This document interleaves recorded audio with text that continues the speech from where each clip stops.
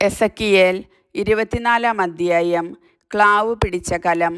9 വർഷം 10 മാസം 10 ദിവസം കർത്താവ് എന്നോട് അരുളിച്ചെയ്തു, മനുഷ്യപുത്ര, ഈ ദിവസത്തിൻ്റെ ഇതേ ദിവസത്തിൻ്റെ തന്നെ പേരെഴുതുക. ബാബിലോൺ രാജാവ് ജെറുസലേമിനെ ആക്രമിച്ചത് ഈ ദിവസമാണ്. നീ ധിക്കാരികളുടെ ഈ ഭവനത്തോട് ഒരു അന്യാപദേശം പറയുക. ദൈവമായ കർത്താവ് അരുളിച്ചെയ്യുന്നു, ഒരു കലമെടുത്ത് അതിൽ വെള്ളമൊഴിക്കുക. എന്നിട്ട് മാംസകഷ്ണങ്ങൾ, തുടയുടെയും കൈക്കുറകിൻ്റെയും നല്ല കഷ്ണങ്ങൾ ഇടുക. നല്ല എല്ലുകൊണ്ട് അത് നിറയ്ക്കുക. ആട്ടിൻകൂട്ടത്തിൽ ഏറ്റവും മികച്ചതിനെ വേണം എടുക്കാൻ. അതിനു കീഴിൽ വിറകടുക്കി നല്ലതുപോലെ വേവിക്കുക. എല്ലിൻ കഷ്ണങ്ങളും അതിൽ കിടന്ന് തിളയ്ക്കട്ടെ. ദൈവമായ കർത്താവ് അരുളിച്ചെയ്യുന്നു, രക്തപങ്കിലമായ നഗരമേ, തുരുമ്പ് പിടിച്ച പാത്രമേ, തുരുമ്പ് വിട്ടുപോകാത്ത പാത്രമേ, നിനക്ക് ദുരിതം.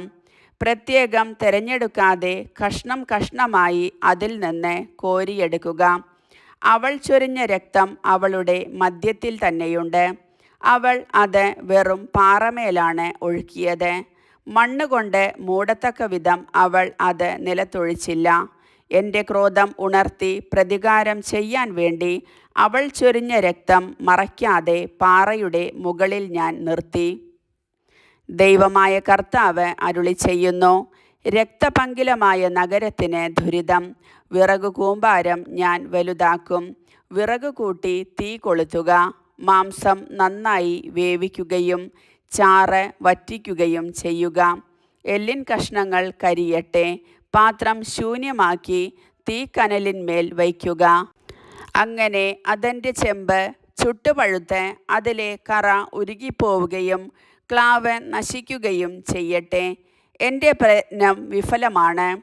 അതിലെ കട്ടയേറിയ ക്ലാവ് അഗ്നി കൊണ്ട് മാറുന്നതല്ല. നിന്റെ നിന്ദ്യമായ ഭോഗാസക്തിയാണ് അതിലെ കട്ടിയേറിയ ക്ലാവ്. ഞാൻ നിന്നെ ശുദ്ധീകരിക്കാൻ ശ്രമിച്ചിട്ടും നിന്റെ മലിനതകളിൽ നിന്ന് നീ ശുദ്ധയായില്ല.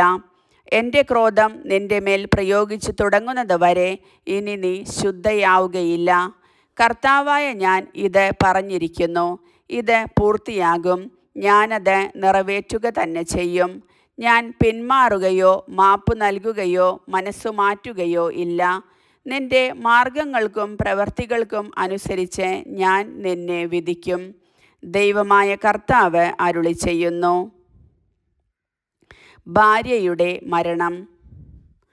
കർത്താവ് എന്നോട് അരുളിച്ചെയ്തു, മനുഷ്യപുത്ര, നിന്റെ കണ്ണുകളുടെ ആനന്ദഭാജനത്തെ ഞാൻ ഒറ്റയടിക്ക് നിന്നിൽ നിന്ന് നീക്കിക്കളയാൻ പോകുന്നു.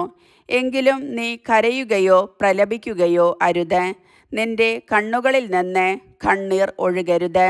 നെടുവീർപ്പിടാം, എന്നാൽ ഉച്ചത്തിൽ ആകരുത്.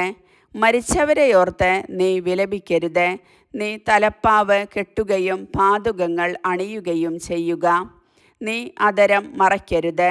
വിലാപഭോജ്യം ഭക്ഷിക്കുകയുമരുത്. പ്രഭാതത്തിൽ ഞാൻ ഇങ്ങനെ ജനത്തോട് സംസാരിച്ചു. സായംകാലത്ത് എൻ്റെ ഭാര്യ അന്തരിച്ചു.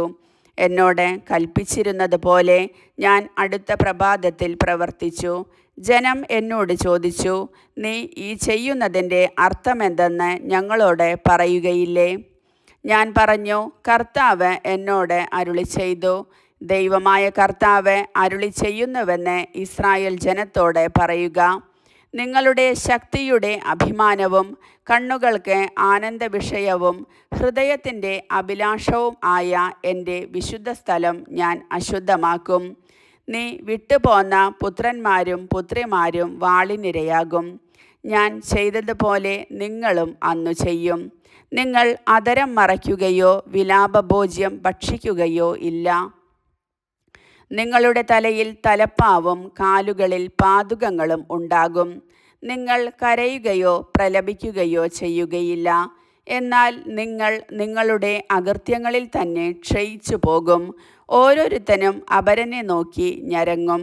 ഇങ്ങനെ എസെക്കിയേൽ നിങ്ങൾക്ക് ഒരു അടയാളമായിരിക്കും. അവൻ ചെയ്തതുപോലെ നിങ്ങളും ചെയ്യും. ഇവ സംഭവിക്കുമ്പോൾ ഞാനാണ് ദൈവമായ കർത്താവ് എന്ന് നിങ്ങൾ അറിയും. മനുഷ്യപുത്ര, ഞാൻ അവരിൽ നിന്ന് അവരുടെ ദുർഗവും ആനന്ദവും മഹത്വവും കണ്ണുകൾക്ക് ആനന്ദവിഷയവും ഹൃദയങ്ങളുടെ അഭിലാഷവും ആയതിനെയും അവരുടെ പുത്രിപുത്രന്മാരെയും എടുക്കുന്ന ദിവസം ഒരു അഭയാർത്ഥി വന്ന് ഈ വാർത്ത നിന്നെ അറിയിക്കും. അവനോട് അന്നു നീ വായ് തുറന്ന് സംസാരിക്കും. അപ്പോൾ മുതൽ നീ ഊമനായിരിക്കുകയില്ല. അങ്ങനെ നീ അവർക്ക് അടയാളമായിരിക്കും. ഞാനാണ് കർത്താവ് എന്ന് അവർ അറിയും. കർത്താവിൻ്റെ വചനം.